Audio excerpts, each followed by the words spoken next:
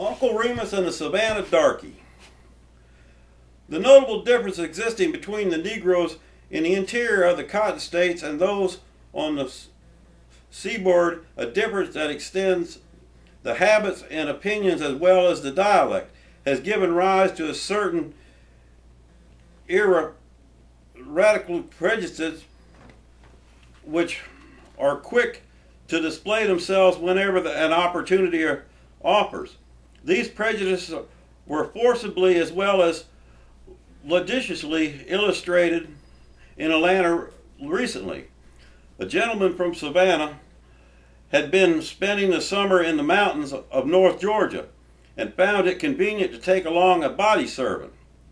This body servant was a very fine specimen of the average coast Negro, sleek and well-conditioned and consequentially disposed to regard with undisguised contempt everything and everybody not indigenous to the rice-growing region. And he paraded around the streets with quite a curious and critical air. Espying Uncle Remus loudly sunning himself on a corner, the Savannah darkey approached. "Morning, sir. I'm sort of up about," responded Uncle Remus carelessly and calmly. "How about you stannin'it?" "Thank you. My belt mos'so-so. It more hot than in the mountain. Seems so like a man must get underneath the shade and enter for see no rice-birds in these parts." "In this which?" inquired Uncle Remus with a sudden affection of interest.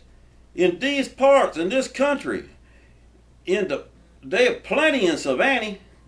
Plenty what?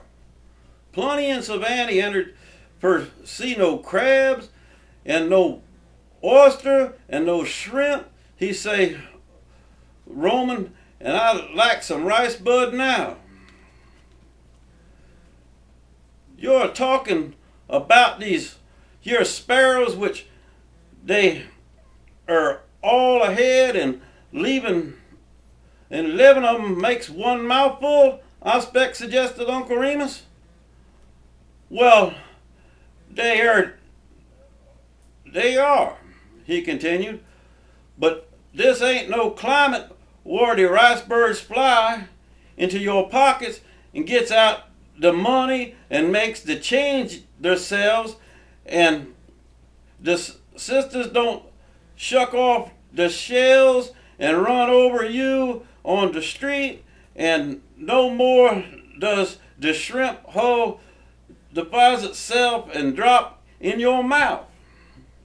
But there you are, though. The scads'll fetch 'em.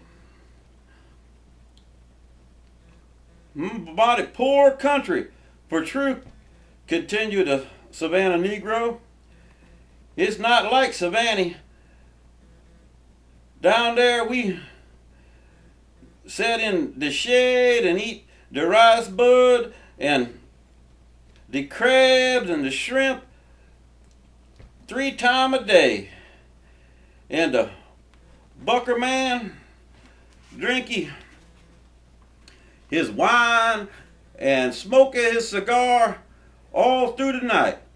Plenty for to eat and not much for work." "It's mighty nice, I expect," responded Uncle Remus gravely. "The nigger that ain't hope up longer high feeding ain't got no grip. But you where folks has got to scramble around and make your own living, the victuals what's crumbling without any sweating must always generally belongs to the other man by rights. One hoe-cake and a rasher of middlin'meat lasts me from Sunday to Sunday, and I'm mighty big streak of luck when I gets that." The Savannah Negro gave an utterance to a laugh, contemptuous laugh, and began to fumble somewhat ostentatiously with a big brass watch chain. "But I expect I struck up with a paying job last Tuesday," continued Uncle Remus in a hopeful tone.